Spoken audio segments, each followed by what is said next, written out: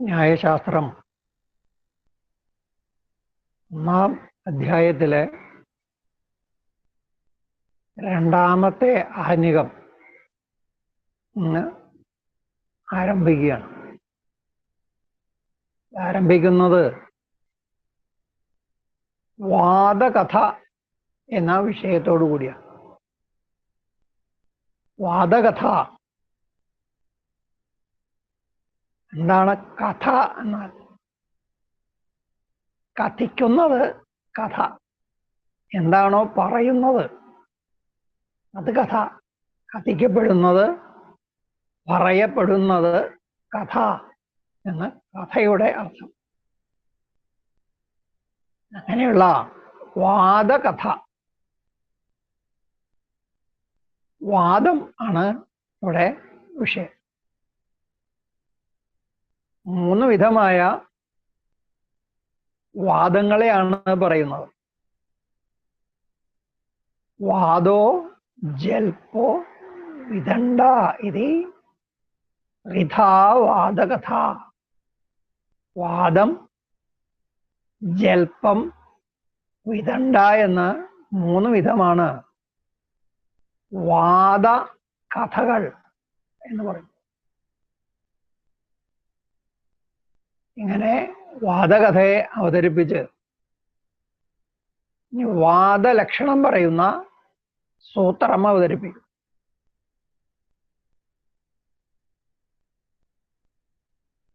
പ്രമാണ തർക്ക സാധനോപാലംബ സിദ്ധാന്ത അവിരുദ്ധ പഞ്ചാവയവോ ഉപപന്ന പക്ഷപ്രതിപക്ഷ പരിഗ്രഹോ വാദ. ഇതാണ് വാദത്തിന്റെ ലക്ഷണം. പ്രമാണ തർക്ക സാധന ഉപാലംബ. പ്രമാണ തർക്ക സാധനോപാലംബ. പ്രമാണം കൊണ്ടും തർക്കം കൊണ്ടും സാധനവും ഉപാലംബവും ചെയ്യുന്നത്. സാധനം, സാധിക്കുന്നത് സാധനം. സാധിക്കുക എന്നാൽ സമർത്ഥിക്കുക. ഒരു പക്ഷത്തെ സമർത്ഥിക്കുന്നു.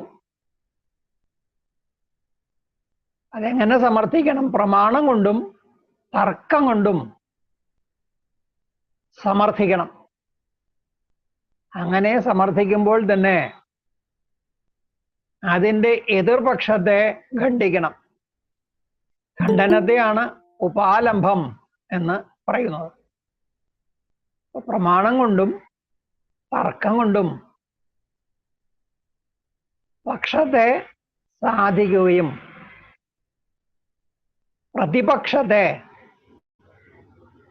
ഉപാലംബിക്കുകയും ചെയ്യുന്നതും സിദ്ധാന്ത അവിരുദ്ധ. സിദ്ധാന്തത്തിന് എതിരല്ലാത്തത്, സ്വീകരിച്ചിരിക്കുന്ന സിദ്ധാന്തത്തിന് എതിരല്ലാത്തത്. പഞ്ച അവയവ ഉപപന്ന. 5 അവയവങ്ങളോട് കൂടിയതും. നേരത്തെ ചർച്ച ചെയ്ത 5 അവയവങ്ങളാണ് ഇത്.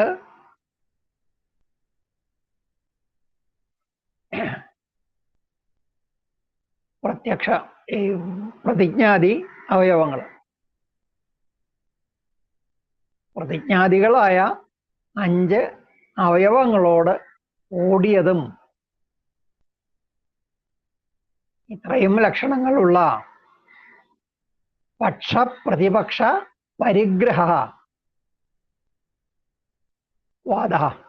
പക്ഷത്തെയും പ്രതിപക്ഷത്തെയും പരിഗ്രഹിക്കുന്നതാണ് വാദം.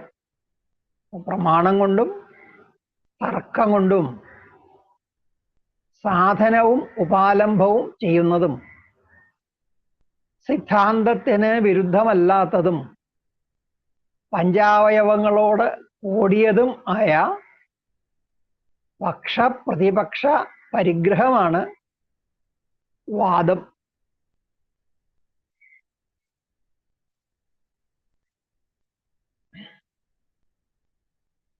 ഒരധികരണത്തിൽ ഇരിക്കുന്ന വിരുദ്ധ ധർമ്മങ്ങളാണ് പക്ഷപ്രതിപക്ഷങ്ങൾ. അധികരണം എന്നാൽ ഇരിപ്പിടം. എവിടെയാണോ ധർമ്മം ഇരിക്കുന്നത് അത് അധികരണം. അതിൽ ഇരിക്കുന്ന വിരുദ്ധ ധർമ്മങ്ങൾ പക്ഷപ്രതിപക്ഷങ്ങൾ. ഒന്ന് പ്രതിപക്ഷമാണെങ്കിൽ മറ്റേത് അതിൻ്റെ പ്രതിപക്ഷമാണ്. വിരുദ്ധ ധർമ്മങ്ങൾ ഒരേ ധർമ്മിയിൽ ഒരേ കാലത്ത് ഒന്നുണ്ടെങ്കിൽ മറ്റേത് ഉണ്ടായിരിക്കില്ല. ഒന്നുണ്ട് എന്നത് തന്നെ മറ്റേത് ഇല്ല എന്ന് തെളിയിക്കുന്നു. അങ്ങനെ വിരുദ്ധങ്ങളായതുകൊണ്ട് ഒരിക്കലും ഒരു ധർമ്മിയിൽ ഒരു സമയത്ത് ഉണ്ടാകാൻ പറ്റാത്ത രണ്ട് ധർമ്മങ്ങളെയാണ് പക്ഷവും പ്രതിപക്ഷവും എന്ന് പറയുന്നത്. ഇവ പരസ്പര പ്രതിയോഗികളാണ്. പരസ്പര പ്രതിയോഗികൾ എന്ന് പറഞ്ഞാൽ ഒന്നുള്ളയിടത്ത് മറ്റേത് ഉണ്ടായിരിക്കില്ല എന്നർത്ഥം.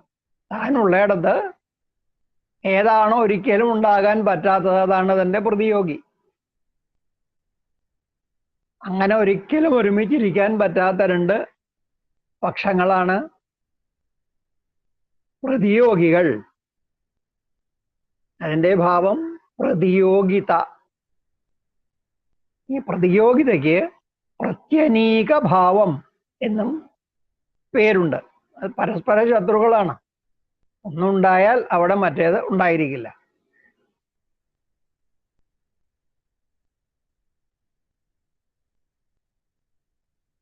വിരുദ്ധ പക്ഷങ്ങളിൽ, വേറെ വേറെ പക്ഷങ്ങളിൽ വിരുദ്ധമായ ധർമ്മങ്ങൾ ഉണ്ടായിരിക്കുന്നതിന് വിരോധമില്ല. ആത്മാവ് നിത്യമാണ് എന്നൊരു പക്ഷം പറഞ്ഞു. ബുദ്ധി, അതായത് ജ്ഞാനം, അനിത്യമാണ് എന്ന് അതിന് വിരുദ്ധമായ ധർമ്മത്തെ വേറെ ഒരു ധർമ്മിയിൽ കൽപ്പിച്ചു. അതിന് വിരോധമില്ല. എന്നാൽ രണ്ട് ധർമ്മികളാണല്ലോ. ഭിന്ന ധർമ്മികളിൽ ഒരേ സമയത്ത് വിരുദ്ധ ധർമ്മങ്ങൾ ഉണ്ടാകാൻ വിരോധമില്ല. പക്ഷെ ഒരേ ധർമ്മിയിൽ തന്നെ ഉണ്ടാകില്ല. ആത്മാവ് നിത്യമാണ് എന്ന് പറഞ്ഞിട്ട് അവിടെ തന്നെ ആത്മാവ് അനിത്യമാണ് എന്നും പറഞ്ഞാൽ അത് ശരിയാവില്ല. ഏതാണോ നിത്യം അത് അനിത്യമല്ല, ഏതാണോ അനിത്യം അത് നിത്യവുമല്ല. ആത്മാവ് നിത്യമാണ് എന്ന പക്ഷത്തിന്റെ പ്രതിപക്ഷം ആത്മാവ് അനിത്യമാണ് എന്നതാണ്. വേറെ എന്തെങ്കിലും അനിത്യമാണ് എന്ന് പറഞ്ഞാൽ അത് പ്രതിപക്ഷമായില്ല. അവിടെ പ്രത്യനീക ഭാവം ഇല്ല.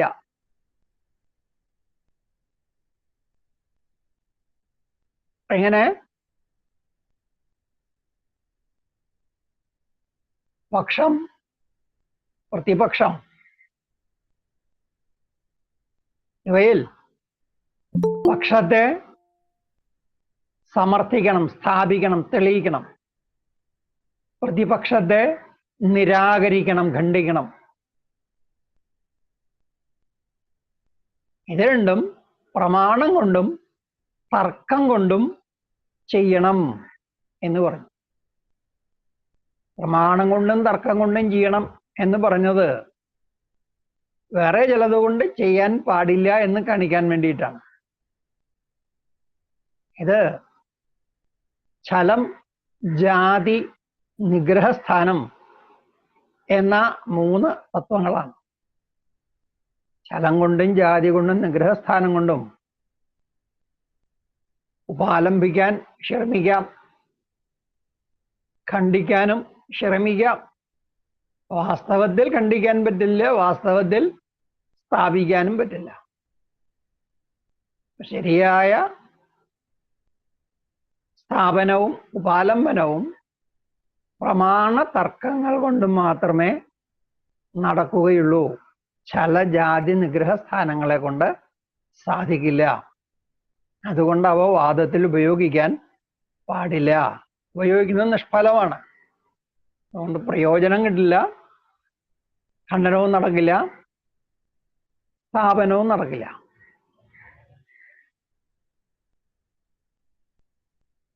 പ്രമാണം കൊണ്ടും തർക്കം കൊണ്ടും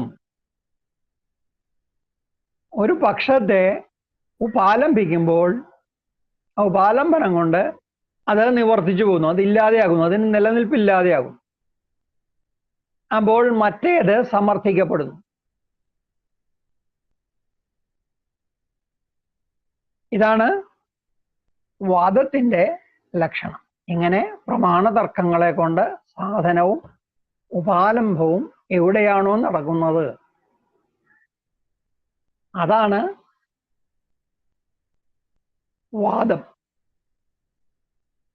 ഇത് പഞ്ചാവയവ ഉപപന്നമായിരിക്കണം എന്നും പറഞ്ഞു. 5 അവയവങ്ങൾ ഉള്ളത് ആയിരിക്കണം. ന്യായശാസ്ത്രത്തിന് നിർബന്ധമായിട്ടുള്ള വിഷയമാണ് ഈ 5 അവയവങ്ങളും പറഞ്ഞിരിക്കണം എന്നുള്ളത്. നേരത്തെ ക്ലാസ്സിൽ പറഞ്ഞിട്ടുണ്ട്, എല്ലാ ശാസ്ത്രങ്ങളും 5 അവയവങ്ങളിൽ നിർബന്ധിക്കുന്നില്ല എന്ന്. ന്യായശാസ്ത്രത്തിൽ 5 അവയവങ്ങളും പറയണം എന്ന് നിർബന്ധമാണ്. ഏതെങ്കിലും ഒരു അവയവം കുറഞ്ഞിരുന്നാൽ അത് ന്യൂനം എന്ന ദോഷമാണ്. അതിനെ നിഗ്രഹസ്ഥാനം എന്ന് പറയുന്നു. ഈ ദോഷത്തെ നിഗ്രഹസ്ഥാനം എന്ന് വിളിക്കുന്നു. നിഗ്രഹസ്ഥാനം എന്ന് പറഞ്ഞാൽ പരാജയസ്ഥാനങ്ങൾ. ഒരാൾ പറയുന്നതിൽ നിഗ്രഹസ്ഥാനമുണ്ട് എന്ന് പറഞ്ഞാൽ അയാൾ പരാജയപ്പെട്ടു എന്നാണ് അർത്ഥം. ഒരുവൻ പരാജയപ്പെട്ടു അല്ലെങ്കിൽ ഏതെങ്കിലും പക്ഷം പരാജയപ്പെട്ടു എന്ന് കാണിക്കാൻ അതിൽ നിഗ്രഹസ്ഥാനം ഉണ്ട് എന്ന് കാണിച്ചാൽ മതി. നിഗ്രഹസ്ഥാനങ്ങൾ എന്തൊക്കെയാണെന്ന് പിന്നീട് വിസ്തരിച്ച് ചർച്ച ചെയ്യും. അപ്പൊ ഏതെങ്കിലും ഒരു അവയവം കുറഞ്ഞിരുന്നാൽ അത് ന്യൂനം എന്ന നിഗ്രഹസ്ഥാനമാണ്. അതുപോലെ ഏതെങ്കിലും ഒരു അവയവം കൂടുതലായാൽ അത് അധികം എന്ന നിഗ്രഹസ്ഥാനം. ഉദാഹരണത്തിന് ഒന്നിലധികം ഹേതു പറയുന്നു. ഒരു ഹേതുവേ പറയേണ്ട ആവശ്യമുള്ളൂ. ഒരു അനുമതി ഉണ്ടാകാൻ ഒരു ഹേതുവേ വേണ്ടു. അങ്ങനെ ഒരു ഹേതു മതിയാകുന്നിടത്ത് ഒന്നിലധികം ഹേതു പറയുക. അതുപോലെ തന്നെ ഒരു അനുമതിയിൽ ഒരു ഉദാഹരണമേ പറയേണ്ടു. ഒരു ഉദാഹരണം മതിയാകുന്നിടത്ത് ഒന്നിൽ കൂടുതൽ ഉദാഹരണം പറയുക. ഇങ്ങനെ ഒന്നിൽ കൂടുതൽ ഹേതുവോ ഉദാഹരണമോ പറഞ്ഞാൽ അത് അധികം എന്ന നിഗ്രഹസ്ഥാനമാണ്. ന്യായശാസ്ത്ര പ്രകാരം ഈ ന്യൂനം അധികം എന്ന 2 നിഗ്രഹസ്ഥാനങ്ങളും നമ്മുടെ വാദത്തിൽ വരാൻ പാടില്ല.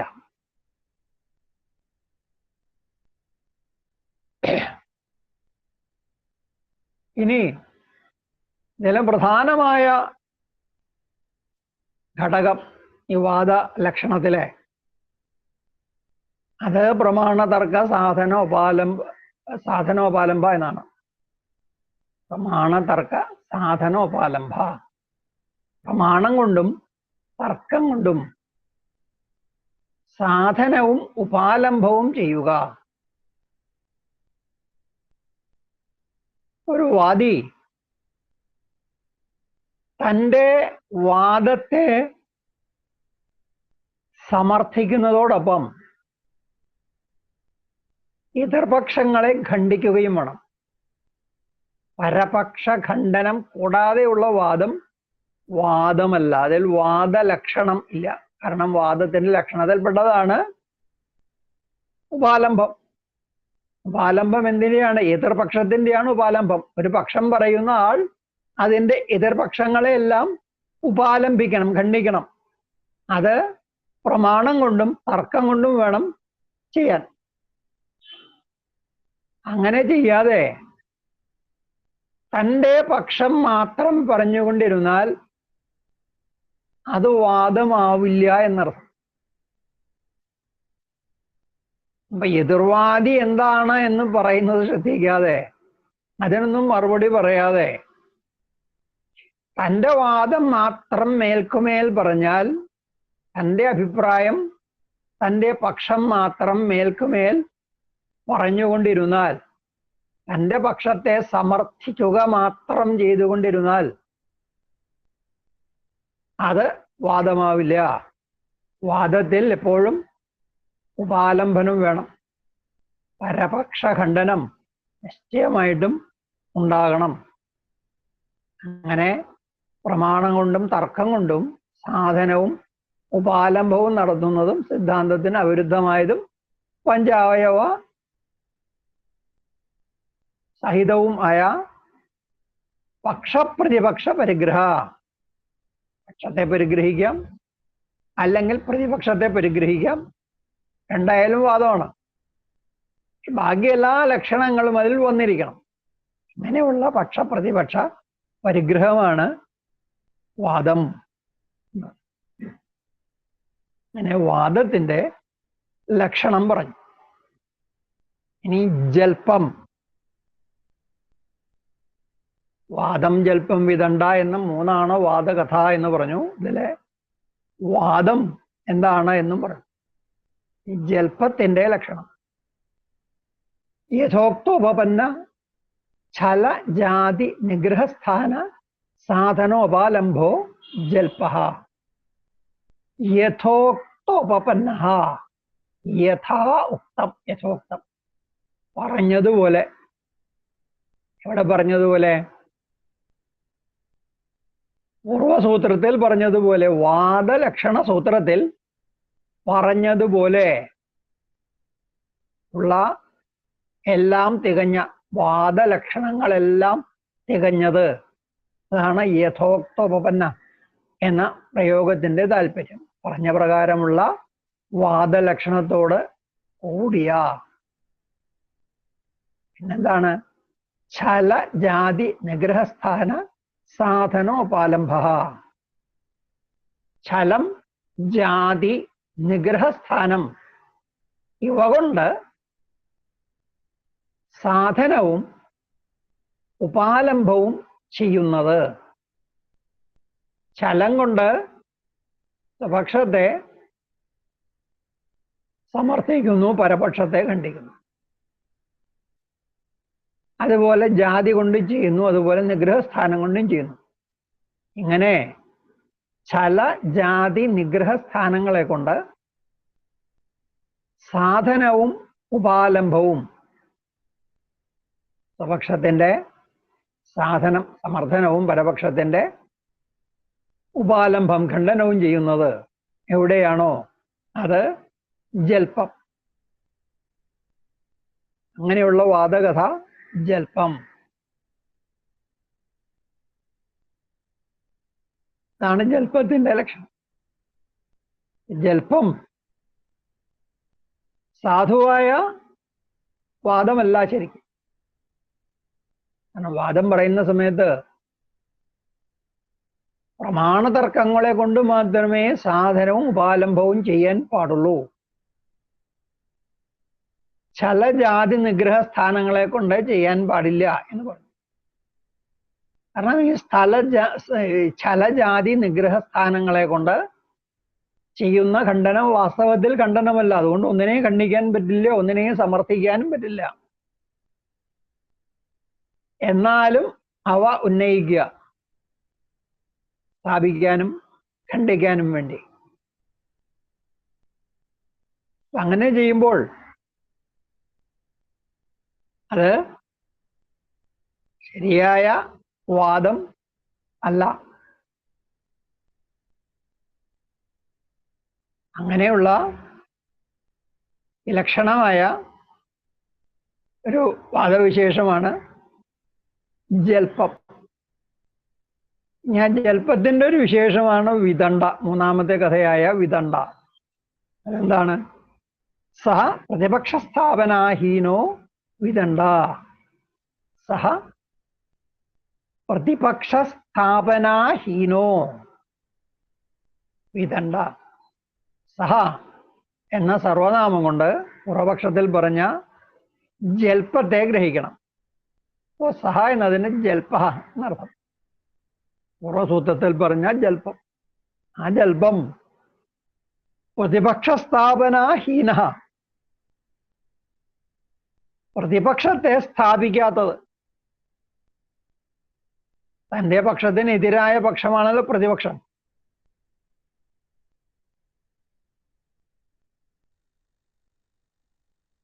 ആ പ്രതിപക്ഷത്തെ ഒരു വാദി എന്താണോ വാദിക്കുന്നത് അതിനെതിരായ പക്ഷത്തിന്റെ സമർത്ഥനം പ്രതിവാദി ചെയ്യണം. അങ്ങനെ ചെയ്യാത്തത് എന്ന് പറഞ്ഞാൽ പിന്നെ എന്താണ് അവിടെ ചെയ്യുന്നത്? വാദിയുടെ പക്ഷത്തെ ഖണ്ഡിച്ചുകൊണ്ടിരിക്കുന്നു. എതിരാളിയുടെ വാദങ്ങളെ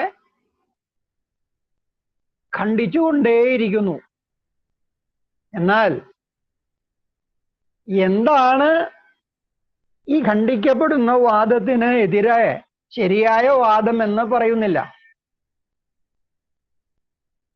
എതിരാളിയുടെ വാദത്തിന്റെ പ്രതിപക്ഷം പറയുന്നില്ല എന്ന് പറഞ്ഞാൽ തന്റെ അഭിപ്രായം പറയുന്നില്ല. എതിരാളി പറയുന്നതിനെ ഖണ്ഡിച്ചുകൊണ്ട് മാത്രം ഇരിക്കുന്നു. അങ്ങനെയല്ല അങ്ങനെയല്ല അങ്ങനെയല്ല എന്ന് പറഞ്ഞുകൊണ്ടിരിക്കും. പിന്നെ എങ്ങനെയാണ് എന്നിട്ട് പറയുകയുമില്ല. ഇങ്ങനെ പ്രതിപക്ഷത്തെ സ്ഥാപിക്കാത്തത്, പ്രതിപക്ഷ സ്ഥാപനാഹീന, പ്രതിപക്ഷ സ്ഥാപനത്തോട് കൂടാത്തത്, എതിർപക്ഷത്തെ സ്ഥാപിക്കാത്തത്, താൻ ഖണ്ഡിക്കുന്ന പക്ഷത്തിന്റെ എതിർപക്ഷത്തെ സ്ഥാപിക്കാത്തത്, ഖണ്ഡനം മാത്രം ചെയ്തുകൊണ്ടിരിക്കുന്നത്. അങ്ങനെയുള്ള വാദകഥയാണ് വിദണ്ഡ. സ്വപക്ഷം സ്ഥാപിക്കാതെ പരപക്ഷത്തെ ഖണ്ഡിച്ചുകൊണ്ട് മാത്രം ഇരിക്കുക. തൻ്റെ അഭിപ്രായം എന്താന്ന് പറയില്ല. എതിരാളി പറഞ്ഞൊക്കെ തെറ്റാണെന്ന് മാത്രം പറഞ്ഞുകൊണ്ടിരിക്കും. ഇങ്ങനെ ചെയ്യുന്നതാണ് വിദണ്ഡാവാദം. വിദണ്ഡാവാദം ചെയ്യുന്ന ആള് വൈദണ്ഡികൻ എന്ന് പറയുന്നു. വൈദണ്ഡികന്റെ ലക്ഷണം എന്താണ്? വൈദണ്ഡികൻ തൻ്റെ പക്ഷം സമർത്ഥിക്കാൻ ശ്രമിക്കുന്നില്ല. എന്താണോ എതിരാളി സമർത്ഥിക്കുന്നത് അതിനെ ഖണ്ഡിക്കും. അതങ്ങനെയല്ല എന്ന് വാദിച്ചുകൊണ്ടിരിക്കും. അങ്ങനെയല്ലെങ്കിൽ പിന്നെ എങ്ങനെയാണ് എന്നിട്ട് പറയുകയുമില്ല. ഇതാണ് വിദണ്ഡാവാദം. ഇങ്ങനെ വാദം, ജൽപ്പം, വിദണ്ഡ എന്ന 3 വിധത്തിലുള്ള വാദകഥ അടുത്ത പദാർത്ഥം ഹേത്വാഭാസം. ഹേത്വാഭാസം ഹേതുവിൻ്റെ ലക്ഷണങ്ങൾ എല്ലാം ഇല്ല എങ്കിലും ചില ധർമ്മം കൊണ്ട് ഹേതു പോലെ തോന്നുന്നതും വാസ്തവത്തിൽ ഹേതു അല്ലാത്തതും ആണ് ഹേത്വാഭാസം. ഹേതുവെ പോലെ ആഭാസിക്കുന്നത് ഹേത്വാഭാസം. ഹേതുവദാഭാസതേ ഇത് ഹേത്വാഭാസ എന്ന് ഹേത്വാഭാസത്തിന്റെ അർത്ഥം. ഹേതുവെ പോലെ ആഭാസിക്കുന്നത്, അതല്ലാത്തത് അതായിട്ട് തോന്നുന്നതിനെയാണ് ആഭാസം എന്ന് പറയുന്നത്. ഒരു വസ്തു എന്തല്ലയോ അതായിട്ട് ആ വസ്തുവിനെ തോന്നുക, അങ്ങനെയുള്ള മിഥ്യാപ്രതീതിയാണ് ആഭാസം. ഹേതുവെ പോലെ ആഭാസിക്കുന്നു. ഒറ്റ നോട്ടത്തിന് ഹേതുവാണ് എന്ന് തോന്നും. സൂക്ഷിച്ചു നോക്കിയാൽ ഹേതു ഒട്ടല്ല താനും. അങ്ങനെയുള്ള വല്ലതിനെയും ഹേതുവായിട്ട് ഉന്നയിച്ചാൽ അതാണ് ഹേത്വാഭാസം എന്ന് പറയപ്പെടുന്നത്. അപ്പൊ ഹേതുവിനെ പോലെ ആഭാസിക്കുന്നത് എന്ന് ഹേത്വാഭാസത്തിന്റെ ഒരർത്ഥം. ഇനി ഒരർത്ഥം ആഭാസത്തിന് ദോഷം എന്നർത്ഥം. ഹേത്വാഭാസത്തിന് ഹേതുവിലുള്ള ദോഷം. ഹേതോരാഭാസ ഹേത്വാഭാസ. ഹേതുവിന്റെ ദോഷം. ഹേതുനിഷ്ഠ ദോഷ. ഹേതുവിലുള്ള ദോഷം എന്നും അർത്ഥം പറയാം. അപ്പൊ ഹേതുവിലുള്ള ദോഷം ഹേത്വാഭാസം എന്നായി അപ്പൊ താല്പര്യം. അങ്ങനെ ദോഷമുള്ളത് കൊണ്ട് ഹേതുവിനെ ദുഷ്ടഹേതു എന്ന് വിളിക്കുന്നു. ദോഷത്തോടു കൂടിയ ഹേതു ദുഷ്ടഹേതു. എന്താണ് ദോഷം? വാസ്തവത്തിൽ വ്യാപ്തി ഇല്ല എന്നുള്ളതാണ് ദോഷം. വാസ്തവത്തിൽ വ്യാപ്തി ഉണ്ടെങ്കിൽ അത് ഹേതു അയനെ, ശരിയായ ഹേതു, സദ്ഹേതു അയനെ. വാസ്തവത്തിൽ ഏതിനാണോ വ്യാപ്തി ഇല്ലാത്തത് അതാണ് ഹേതു അല്ലാത്തത് എന്ന് പറയാം. ഇങ്ങനെയുള്ള ഹേതു ദുഷ്ടഹേതു. ദുഷ്ടഹേതു കൊണ്ട് വാസ്തവത്തിൽ അനുമിക്കാൻ സാധിക്കില്ല. സാധ്യത്തെ സാധിക്കാൻ ഈ ഹേതുവിന് സാധിക്കില്ല. സാധിക്കുന്ന ഹേതു, ശരിയായ ഹേതു, അതിനെ സദ്ഹേതു എന്ന് പറയും. അപ്പൊ ദുഷ്ടഹേതുവിന്റെ വിപരീതമാണ് സദ്ഹേതു. സദ്ഹേതു കൊണ്ട് മാത്രമേ അനുമിക്കാൻ സാധിക്കുകയുള്ളൂ. ദുഷ്ടഹേതു കൊണ്ട് അനുമിക്കാൻ സാധിക്കില്ല. അങ്ങനെ ഹേത്വാഭാസത്തിന്റെ താല്പര്യം. ഹേത്വാഭാസം 5 വിധമാണ്. പഞ്ചഹേത്വാഭാസങ്ങൾ. 5 വിധം ഹേത്വാഭാസങ്ങൾ. അതിൽ ഒന്നാമത്തേത് ഈ 5 വിധത്തിലുള്ള ഹേത്വാഭാസങ്ങൾ സവ്യഭിചാര വിരുദ്ധ പ്രകരണസമ സാധ്യസമ കാലാതീതാ ഹേത്വാഭാസാ. ഏതൊക്കെയാണ് ഈ 5 ഹേത്വാഭാസങ്ങൾ? 5 വിധം ഹേത്വാഭാസങ്ങളെ നിർദ്ദേശിക്കുന്ന സൂത്രമാണ് സവ്യഭിചാര വിരുദ്ധ പ്രകരണസമ സാധ്യസമ കാലാതീതാഹ ഹേത്വാഭാസ. സവ്യഭിചാരൻ, വിരുദ്ധൻ, പ്രകരണസമൻ, സാധ്യസമൻ, കാലാതീതൻ ഇവയാണ് ഹേത്വാഭാസങ്ങൾ. ഇനി അതിൽ ഓരോന്നിൻ്റെയും ലക്ഷണം പറയുന്നു. ഒന്നാമത്തേത് സവ്യഭിചാരം എന്ന ഹേത്വാഭാസം.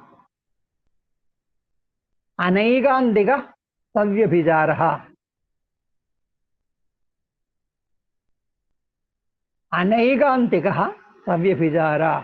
അനൈകാന്തികമായ ഹേതുവിനെയാണ് സവ്യഭിചാരൻ എന്ന് പറയുന്നത്.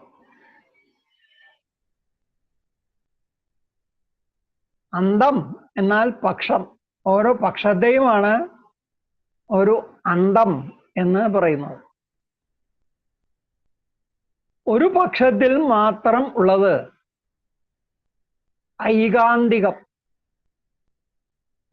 ഒരന്തത്തിൽ മാത്രമുള്ളത് ഐകാന്തികം. ഏകാന്തേ ഭവം. ഐകാന്തികം. ഒരന്തത്തിൽ മാത്രമുള്ളത് ഐകാന്തികം. ഇതാണ് ശരിയായ ഹേതുവിന്റെ ലക്ഷണം. ഒരു പക്ഷത്തിൽ മാത്രമേ ഹേതു ഉണ്ടായിരിക്കാൻ പാടുള്ളൂ, എതിർപക്ഷത്തിൽ ഉണ്ടായിരിക്കാൻ പാടില്ല. അങ്ങനെ ഒരു പക്ഷത്തിൽ മാത്രം അല്ലാതെ ഇരിക്കുക, അതാണ് അനൈകാന്തികം. അന ഐകാന്തികം. ഏകാന്തികത്തോട് അന എന്ന നഞ്ഞ് പ്രത്യയം ചേർത്തു. അപ്പൊ അതല്ലാത്തത് എന്നർത്ഥമായി. ഐകാന്തികം അല്ലാത്തത് അനൈകാന്തികം. ഒരന്തത്തിൽ മാത്രം ഇരിക്കുന്നതല്ലാത്തത്. അത് പക്ഷത്തിൽ മാത്രമല്ല ഉണ്ടാവുക. അത് സപക്ഷത്തിൽ മാത്രമല്ല ഉണ്ടാവുക, വിപക്ഷത്തിലും ഉണ്ടാവും.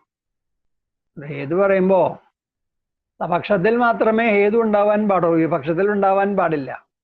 സപക്ഷത്തിൽ ഇരിക്കുന്ന ഹേതു സാധ്യത്തെ സാധിക്കും, വിപക്ഷത്തിൽ ഇരിക്കുന്ന ഹേതു സാധ്യത്തെ നിഷേധിക്കും.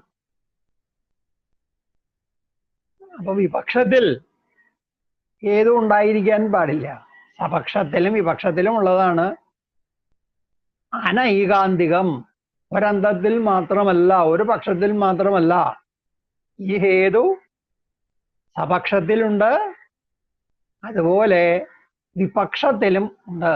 ഇങ്ങനെ രണ്ട് പക്ഷങ്ങളിലും ഉള്ളത് അനൈകാന്തികം. രണ്ട് പക്ഷങ്ങളിലും ഉള്ളത് കൊണ്ട് ഇതിന് സാധ്യത്തെ സാധിക്കാൻ സാധിക്കില്ല.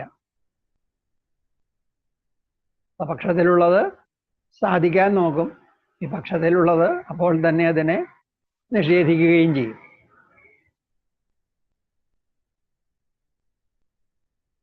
ഇങ്ങനെ സാധ്യത്തോടും സാധ്യാഭാവത്തോടും വ്യാപ്തിയുള്ളതാണ് സവ്യഭിചാരം എന്ന് പറയാം. ഇതിന് സാധ്യത്തോട് വ്യാപ്തിയുണ്ട്, സാധ്യാഭാവത്തോടും വ്യാപ്തിയുണ്ട്. അതുകൊണ്ടാണല്ലോ സപക്ഷത്തിൽ ഇരിക്കുന്നത് കൊണ്ട് സാധ്യത്തോട് വ്യാപ്തിയുണ്ട്, വിപക്ഷത്തിലും ഇരിക്കുന്നത് കൊണ്ട് സാധ്യാഭാവത്തോടും വ്യാപ്തിയുണ്ട്. ഇങ്ങനെ സാധ്യത്തോടും സാധ്യാഭാവത്തോടും വ്യാപ്തി ഉള്ളത് കൊണ്ടാണ് അതിന് സാധ്യത്തെ സാധിക്കാൻ കഴിയാത്തത്.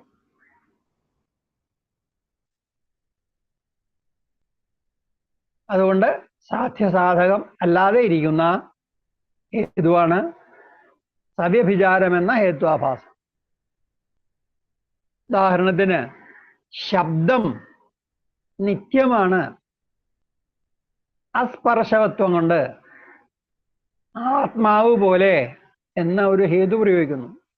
ശബ്ദം നിത്യമാണ് അസ്പർശവത്വം കൊണ്ട് ആത്മാവ് പോലെ.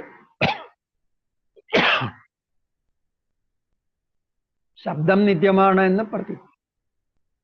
ശബ്ദം എന്ന പക്ഷത്തിൽ നിത്യത്വത്തെ സാധ്യമായിട്ട് പറഞ്ഞു. സാധ്യത്തോട് കൂടിയ പക്ഷത്തെ പറയുന്ന പ്രതിജ്ഞയാണ് ശബ്ദം നിത്യമാണ്.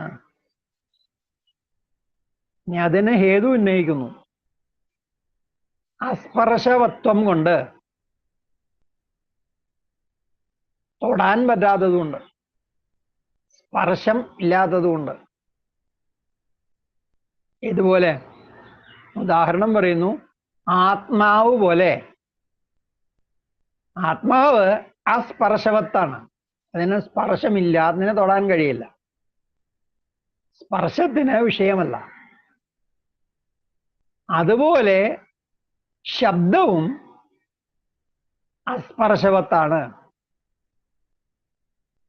അപ്പൊ ശബ്ദം ആത്മാവ് പോലെ അസ്പർശവത്താണ്. അതുകൊണ്ട് ആത്മാവ് പോലെ നിത്യവും ആണ് എന്ന് വാദിക്കുന്നു.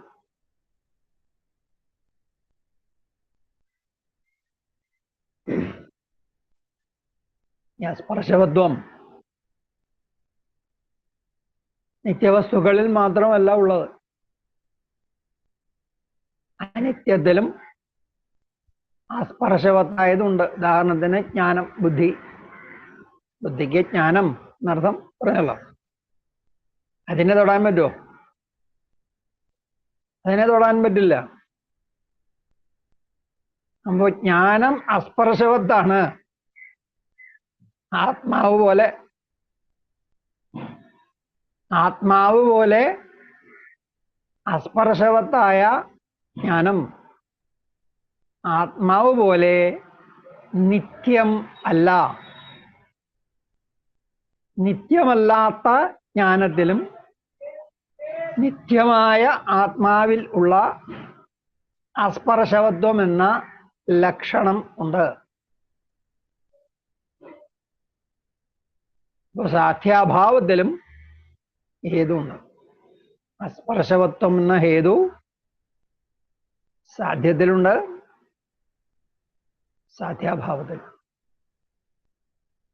പക്ഷത്തിലുണ്ട്, വിപക്ഷത്തിലും ഉണ്ട്. അതുകൊണ്ട് ശബ്ദം നിത്യമാണ് എന്ന് അതിന് സാധിക്കാൻ പറ്റില്ല. അസ്പർശവത്വം എന്ന ഹേതു നിത്യത്വത്തെ സാധിക്കുന്നില്ല. കാരണം അസ്പർശവത്വം എന്ന ഹേതു നിത്യത്തിലും കാണുന്നുണ്ട്, അനിത്യത്തിലും കാണുന്നുണ്ട്. അപ്പൊ അത് അനൈകാന്തികൻ, ഒരു പക്ഷത്തിൽ മാത്രം ഇരിക്കുന്നതല്ലാത്തത്, വിരുദ്ധ പക്ഷങ്ങളുള്ളത് പക്ഷത്തിലും വിപക്ഷത്തിലും ഉള്ളത്. ഇപ്പൊ രണ്ടിനോടും വ്യാപ്തിയുണ്ട്. സ്പർശവത്വം എന്ന ഹേതുവിന് നിത്യത്വത്തോട് വ്യാപ്തിയുണ്ട്, അനിത്യത്വത്തോടും വ്യാപ്തിയുണ്ട്. കാരണം നിത്യമായ ആത്മാവിലുണ്ട്, അതുകൊണ്ട് നിത്യവ്യാപ്തമാണ്. അനിത്യമായ ജ്ഞാനത്തിലുണ്ട്, അതുകൊണ്ട് അനിത്യവ്യാപ്തവുമാണ്. ഇങ്ങനെ രണ്ടിനോടും വ്യാപ്തിയുള്ളത്. അതുകൊണ്ട് അതിന് സാധ്യത്തെ സാധിക്കാൻ കഴിയില്ല. ഐകാന്തികമായ ഹേതുവിന് മാത്രമേ സാധ്യത്തെ സാധിക്കാൻ കഴിയുള്ളൂ. അങ്ങനെ അല്ലാത്തത് അനൈകാന്തികം. ഈ അനൈകാന്തികത്തെയാണ് സവ്യഭിചാരം എന്ന് പറയുന്നത്.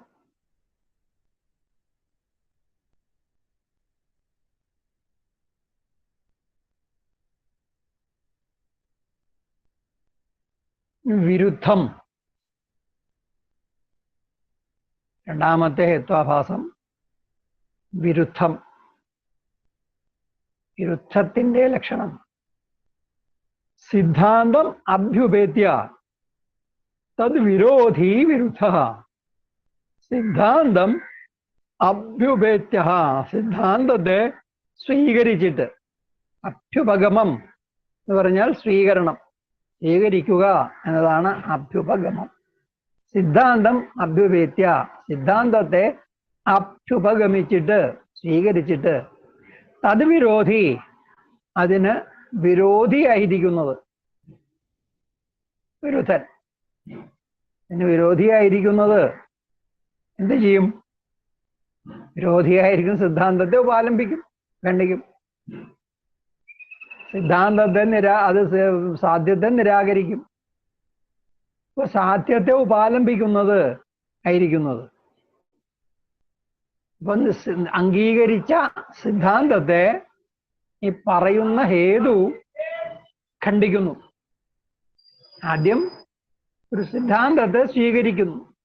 ഇപ്പൊ ശബ്ദം നിത്യമാണ് എന്ന് പറഞ്ഞാൽ ഒരു സിദ്ധാന്തത്തെ സ്വീകരിച്ചു, ശബ്ദം നിത്യമാണ് എന്നതൊരു സിദ്ധാന്തമാണല്ലോ. അങ്ങനെ ഒരു സിദ്ധാന്തത്തെ അഭ്യുപഗമിച്ചു, ശബ്ദം നിത്യമാണ് എന്ന സിദ്ധാന്തത്തെ അഭ്യുപഗമിച്ചു. അതിന് ഏത് പറഞ്ഞു? കൃതകമായതുകൊണ്ട്. കൃതകത്വാത്, ശബ്ദോ നിത്യ. കൃതകത്വാത്, ശബ്ദം നിത്യമാണ് കൃതകത്വം ഹേതുവായിട്ട്. കൃതകം ഉണ്ടാക്കപ്പെട്ടത്. അപ്പൊ ശബ്ദം നിത്യമാണ് ഉണ്ടാക്കപ്പെട്ടതായതുകൊണ്ട്. കൃതകത്വം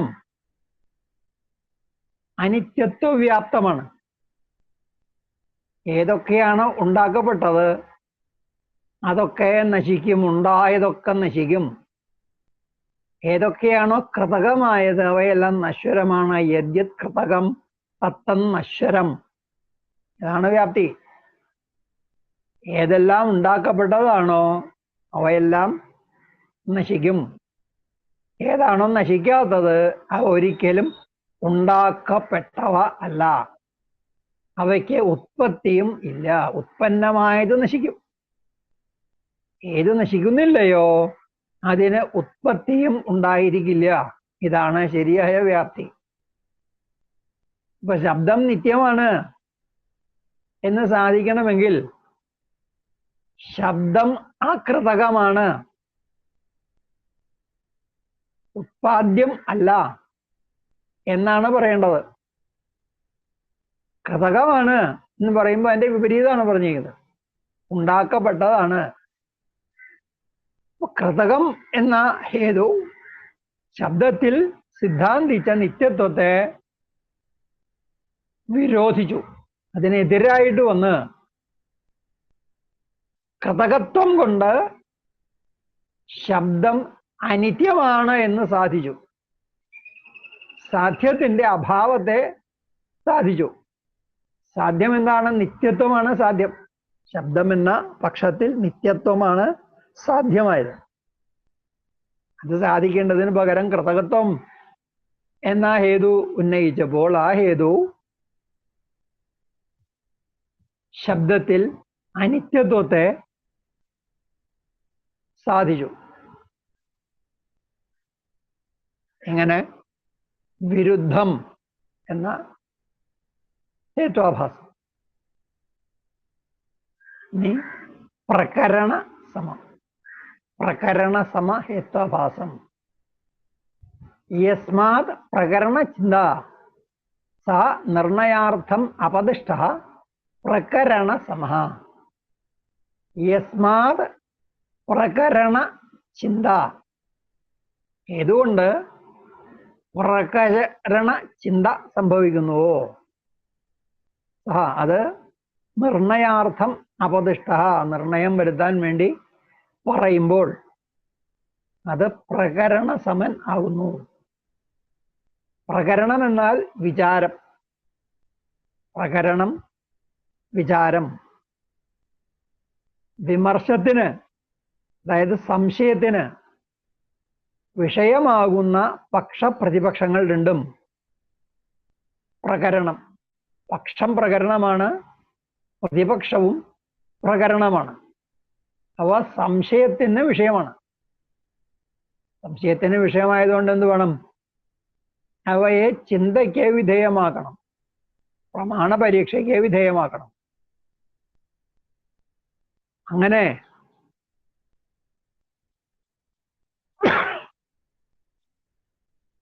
സംശയം തുടങ്ങുന്നത് മുതൽ നിർണയം വരുന്നത് വരെ ഉള്ള പ്രകരണ സമീക്ഷയാണ് ചിന്ത. ചിന്ത എപ്പോഴാണ് അവസാനിക്കുക? തീരുമാനം വരുമ്പോഴാണ് ഈ ചിന്ത അവസാനിക്കുക. സംശയം തുടങ്ങുമ്പോൾ ചിന്ത തുടങ്ങുന്നു. ആ സംശയത്തിൽ തീരുമാനം വരുമ്പോൾ ഇത് ഇന്ന പ്രകാരത്തിലാണ്, ഇന്ന പ്രകാരത്തിലല്ല എന്ന് തീരുമാനം വരുമ്പോൾ ആ ചിന്ത അവസാനിക്കുന്നു. സംശയമില്ലാണ്ടായി. സംശയം ദൂരീകരിക്കപ്പെട്ടതുകൊണ്ട്, സംശയം നിവൃത്തി വന്നതുകൊണ്ട് ചിന്ത അവിടെ അവസാനിച്ചു. പിന്നെ ചിന്തയ്ക്ക് പ്രസക്തിയില്ല. അങ്ങനെ ചിന്ത നിലച്ചു പോകുന്നു. അപ്പോൾ ചിന്ത ഉപസംഹരിക്കപ്പെട്ടു. അല്ലെങ്കിൽ ചിന്ത തുടരുന്നു. ഈ പ്രകരണം തുടർന്നേ പോകുന്നു. ഇങ്ങനെ അവസാനമില്ലാതെ പ്രകരണം തുടർന്നു പോകുന്നു. പ്രകരണത്തെ ഉപസംഹരിക്കാൻ ഹേതുവിന് കഴിയുന്നില്ല. അതുകൊണ്ട് ആ ഹേതു പ്രകരണത്തിന് തുല്യമാണ് എന്ന് പറയുന്നു. ചിന്ത തുടർന്നുകൊണ്ടേ പോകുന്നു. അതുകൊണ്ടാണ് തുല്യം എന്ന് പറഞ്ഞത്.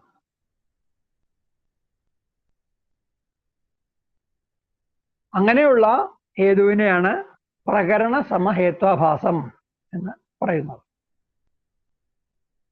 സാധ്യാഭാവത്തെ സാധിക്കുന്ന വേറെ ഹേതു ഉള്ളതുകൊണ്ടാണ് ഇങ്ങനെ സംഭവിക്കുന്നത്. സാധ്യത്തെ സാധിക്കാൻ വേണ്ടി ഒരു ഹേതു ഉന്നയിക്കുന്നു. ആ ഹേതു ഉള്ളപ്പോൾ തന്നെ അവിടെ പക്ഷത്തിൽ സാധ്യാഭാവത്തെ സാധിക്കുന്ന ഹേതുവുമുണ്ട്. സാധ്യത്തെ സാധിക്കുന്ന ഹേതുവുണ്ട്, സാധ്യാഭാവത്തെ സാധിക്കുന്ന ഹേതുവുമുണ്ട്. ഇങ്ങനെ വിരുദ്ധ ഹേതുക്കൾ പക്ഷത്തിൽ ഒരേ സമയത്ത് ഉണ്ട്. അങ്ങനെ ഇരിക്കുന്നത് കൊണ്ടാണ് തീരുമാനം വരാത്തത്.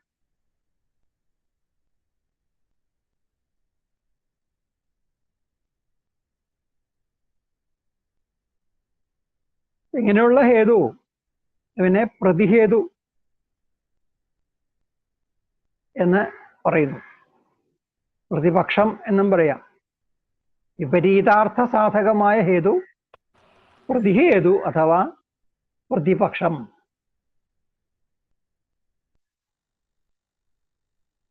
ഇങ്ങനെ വിരുദ്ധങ്ങളെ സാധിക്കുന്ന ഹേതുക്കൾ ഒരേ സമയത്ത് പക്ഷത്തിൽ ഉണ്ടായിരിക്കുക. പ്രകരണം അവസാനിക്കാതെ ഇരിക്കുക എന്ന ലക്ഷണം സവ്യഭിചാര ഹേത്വാഭാസത്തിലും ഉണ്ട്. അവിടെയും തീരുമാനം വരുന്നില്ലല്ലോ. അനൈകാന്തിക സവ്യഭിചാര എന്ന് പറഞ്ഞു. രണ്ട് പക്ഷങ്ങളിലും ഹേതുണ്ട്. സപക്ഷത്തിലുണ്ട് ഹേതു, ആ ഹേതു തന്നെ വിപക്ഷത്തിലും ഉണ്ട്. സപക്ഷത്തിലും വിപക്ഷത്തിലും ഒരുപോലെ ഹേതു ഇരിക്കുന്നത് കൊണ്ടാണ് സവ്യഭിചാരത്തിൽ തീരുമാനം വരാത്തത്. ഇവിടെ അങ്ങനെയല്ല. ഇവിടെ പ്രതിഹേതു ഉള്ളത് കൊണ്ടാണ്. ഒരേ ഹേതു രണ്ടു പക്ഷത്തിലും ഇരിക്കുകയല്ല. വിരുദ്ധ ഹേതുക്കൾ പക്ഷത്തിലുണ്ട്. സാധിക്കുന്ന ഹേതുവുമുണ്ട്, നിരാകരിക്കുന്ന ഹേതുവുമുണ്ട്. ഇതാണ് ഇവ തമ്മിലുള്ള വ്യത്യാസം. പക്ഷത്തിൽ സാധ്യാഭാവം സാധിക്കുന്ന ഹേതു ഉള്ളതുകൊണ്ടാണ് പ്രകരണസമത്തിൽ തീരുമാനം വരാത്തത്. അതുകൊണ്ട് പ്രകരണസമത്തിന് സത്പ്രതിപക്ഷം എന്നും പേരുണ്ട്. പ്രതിപക്ഷം വെച്ചാൽ പ്രതിഹേതു. പ്രതിപക്ഷമുള്ളതുകൊണ്ട് സത്പ്രതിപക്ഷം എന്ന് പ്രകരണസമത്തിന് വേറെ ഒരു പേര് കൂടി ഉണ്ട്. ഇങ്ങനെ പ്രകരണസമം എന്ന ഹേത്വാഭാസം. നിസ്സാധ്യസമൻ സാധ്യാവിശിഷ്ട സാധ്യത്വാത് സാധ്യസമ. സാധ്യ അവിശിഷ്ട സാധ്യത്തിൽ നിന്ന് അവിശിഷ്ടം ആയത്, വിശിഷ്ടം അല്ലാത്തത്. സാധ്യത്തിൽ നിന്ന് ഒരു വിശേഷവും ഇല്ലാത്തത്, ഒരു ഭേദവും ഇല്ലാത്തത്, സാധ്യം പോലെ തന്നെ ഉള്ളത് എന്ന് പറഞ്ഞാൽ എന്താണ് അർത്ഥം? സാധ്യം ഇനി സാധിക്കേണ്ടതായിട്ടിരിക്കുന്നു. സാധ്യത്തെ സാധിക്കാനാണ് ഹേതു ഉന്നയിക്കുന്നത്. ആ ഹേതു സദ്ഹേതുവാണെങ്കിൽ അതുകൊണ്ട് സാധ്യത്തെ സാധിക്കാം. അപ്പോൾ പ്രകരണം ഉപസംഹരിക്കപ്പെടും, തീരുമാനം വരും. ഇതാണ് സാധാരണ അനുമാനത്തിൽ നടക്കുന്നത്. ഇവിടെ ഉന്നയിക്കുന്ന ഹേതു സാധ്യത്തിൽ നിന്ന് ഭേദം ഇല്ലാത്തതാണ്. അത് സാധ്യം പോലെ സാധിക്കേണ്ടതായിട്ടിരിക്കുന്നു. ഹേതു സാധ്യം പോലെ സാധിക്കേണ്ടതായിട്ടിരിക്കുന്നു എന്ന് പറഞ്ഞാൽ ഹേതു സിദ്ധിച്ചിട്ടില്ല. സിദ്ധിച്ച ഹേതുവിന് മാത്രമേ സാധ്യത്തെ സാധിക്കാൻ പറ്റുള്ളൂ. താൻ തന്നെ സിദ്ധിച്ചിട്ടില്ല എങ്കിൽ ആ ഹേതുവിന് എങ്ങനെ സാധ്യത്തെ സ്വാധീനിക്കാൻ കഴിയും? സാധ്യത്തെ സാധിക്കാൻ കഴിയും? അപ്പൊ സാധ്യസമൻ എന്ന് പറഞ്ഞാൽ സിദ്ധിച്ചിട്ടില്ലാത്ത ഹേതുവാണ്. അപ്പൊ വേദം പ്രമാണമാണ് എന്ന് കാണിക്കാനായിട്ട് നേരത്തെ ചർച്ച ചെയ്താണ് കഴിഞ്ഞ ക്ലാസ്. വേദാപ്രമാണം പ്രമാണഭൂതേശ്വര പ്രണീതത്വാത് എന്ന് ഹേതു ഉന്നയിച്ചു. വേദം പ്രമാണമാണ്, ഇത് സാധ്യം. അതിനുന്നയിക്കുന്ന ഹേതു പ്രമാണഭൂതേശ്വര പ്രണീതത്വാത്, പ്രമാണഭൂതനായ ഈശ്വരനാൽ പ്രണയനം ചെയ്യപ്പെട്ടതുകൊണ്ട്, രചിക്കപ്പെട്ടതുകൊണ്ട്. പരമപ്രാമാണികനായ ഈശ്വരനാൽ രചിക്കപ്പെട്ടതുകൊണ്ട് വേദം പ്രമാണമാണെന്നർത്ഥം. ഇവിടെ എന്താണ് ഈ ഹേതുവിന്റെ അവസ്ഥ?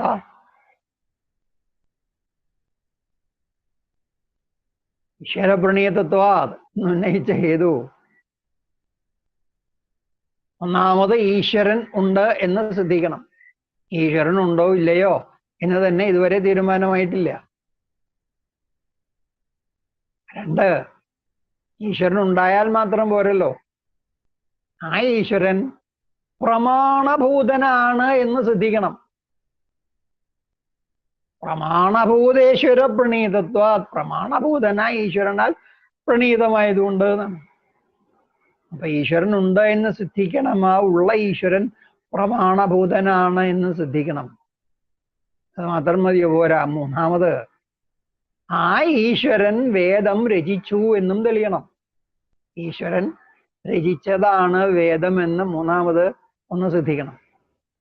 ഇത് മൂന്നും സിദ്ധിച്ചെങ്കിൽ മാത്രമേ പ്രമാണഭൂതേശ്വര പ്രണീതത്വാദ് എന്ന ഹേതു സാധുവാകുന്നുള്ളൂ, സദ്ഹേതു ആകുന്നുള്ളൂ.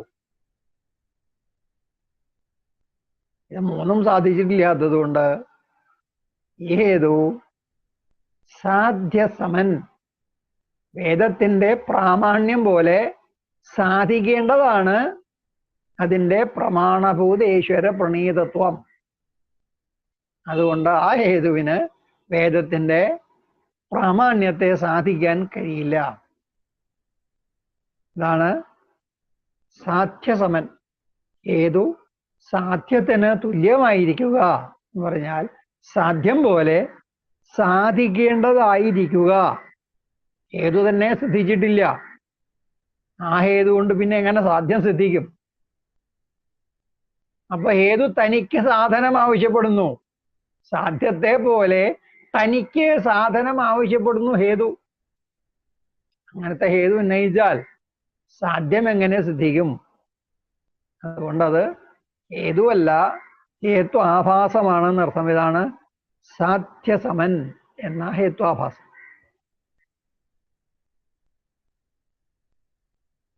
ഇതിന് അസിദ്ധൻ എന്നും പേരുണ്ട്, സിദ്ധിച്ചിട്ടില്ലാത്തത്. ഹേതു സിദ്ധിച്ചിട്ടില്ല എന്ന അർത്ഥത്തിൽ സാധ്യസമ ഹേത്വാഭാസത്തെ അസിദ്ധ ഹേത്വാഭാസം എന്നും പറയാം. അസിദ്ധൻ, സിദ്ധിക്കപ്പെടാത്തവൻ. വേറൊരു ഉദാഹരണം, വേദത്തിന്റെ ഉദാഹരണം പണ്ട് പറഞ്ഞത് കൊണ്ട് തന്നെ എളുപ്പത്തിന് വേണ്ടി പറഞ്ഞു. വേറൊരു ഉദാഹരണം, നിഴൽ ദ്രവ്യമാണ് എന്ന് ഒരു പക്ഷം. നിഴൽ ദ്രവ്യമാണ്, അവിടെ നിഴല് പക്ഷമാണ്, ദ്രവ്യത്വം സാധ്യമാണ്. നിഴലിൽ ദ്രവ്യത്വത്തെ സാധിക്കണം, നിഴൽ ദ്രവ്യമാണ് എന്ന് സാധിക്കണം. അതിന് ഉന്നയിക്കുന്ന ഏതോ ചലിക്കുന്നതുകൊണ്ട്, ചലനമുണ്ട്, ഗതിയുണ്ട്, അതിൽ ഗതിമത്വം കാണുന്നതുകൊണ്ട് ഗതിമത്വം ഹേതുവായി നിഴൽ ദ്രവ്യമാണ്. ദ്രവ്യത്തിന് ഗതിമത്വം ഉണ്ട്, അതുപോലെ നിഴലിനും ഗതിമത്വമുണ്ട്. അതുകൊണ്ട് നിഴൽ ദ്രവ്യമാണ് എന്ന അഭിപ്രായം. ഗതിമത്വം, ഗതിയോട് കൂടിയിരിക്കുക, അതാണ് ഗതിമത്. അതിൻ്റെ ഭാവം ഗതിമത്വം. ക്രിയയ്ക്ക് ആശ്രയമായിട്ട് എപ്പോഴും ദ്രവ്യം വേണം. ഗുണവും ദ്രവ്യവും എപ്പോഴും, ഗുണവും ക്രിയയും എപ്പോഴും ദ്രവ്യത്തെ ആശ്രയിച്ചേ ഇരിക്കുള്ളൂ. അപ്പൊ ക്രിയയ്ക്ക് ആശ്രയമായിരിക്കാൻ ദ്രവ്യത്തിനെ കഴിയൂ എന്നതുകൊണ്ട് ഗതിമത്വം എന്ന ക്രിയയ്ക്ക് ആശ്രയമായ നിഴൽ ദ്രവ്യമാണ് എന്നാണ് വാദം. അവിടെ ഈ ഗതിമത്വം എന്ന ഹേതു ഈ നിഴലിൽ ഉണ്ടോ ഇല്ലയോ, ഇത് സിദ്ധമാണോ അസിദ്ധമാണോ എന്നാണ് ചിന്തിക്കേണ്ടത്. നിഴൽ നീങ്ങുന്നുണ്ടോ? വാസ്തവത്തിൽ നിഴൽ നീങ്ങുന്നില്ല. വെളിച്ചത്തെ മറയ്ക്കുന്ന ദ്രവ്യം നീങ്ങുമ്പോൾ, അതിനാൽ വെളിച്ചത്തിന്റെ ഏത് ഭാഗം മറയ്ക്കപ്പെടുന്നുവോ അവിടെ ഇരുട്ടും. അവിടെ നിന്ന് ആ മറം നീങ്ങുമ്പോൾ അവിടെ വെളിച്ചവും. ഇങ്ങനെ ഇരുട്ടും വെളിച്ചവും മാറി മാറി വരുന്നു. അങ്ങനെ വരുമ്പോൾ നിഴൽ നീങ്ങുന്നു എന്ന വിഭ്രാന്തി ഉണ്ടാകുന്നു, മിഥ്യാപ്രതീതി ഉണ്ടാകുന്നു. ഇതാണ് സംഭവിക്കുന്നത്. വാസ്തവത്തിൽ നിഴൽ നീങ്ങുന്നില്ല. ഗതിമത്വം എന്ന ഹേതു നിഴലിൽ ഇല്ല. അപ്പൊ സാധ്യമായ ദ്രവ്യത്വം പോലെ സാധിക്കേണ്ടതായിരിക്കുന്നു ഗതിമത്വം. ഇതാണ് സാധ്യസമത്തിന്റെ സ്വരൂപം. സാധ്യത്തിന് സമമായിരിക്കുക, അത് സാധ്യസമൻ എന്ന ഹേത്വാഭാസം. ഇനി കാലാതീതൻ, കാലാത്യയ അപദിഷ്ട കാലാതീത. കാലാത്യയ അപദിഷ്ട, കാലാത്യയം കാലം കഴിഞ്ഞു പോകെ, അപദിഷ്ട പറയപ്പെട്ടത്, കാലം കഴിഞ്ഞ് പറയപ്പെട്ടത് കാലാതീതൻ എന്നർത്ഥം. ഉദാഹരണം, ശബ്ദം നിത്യമാണ്, സംയോഗ വ്യംഗ്യത്വം കൊണ്ട് രൂപം പോലെ എന്ന പ്രയോഗം.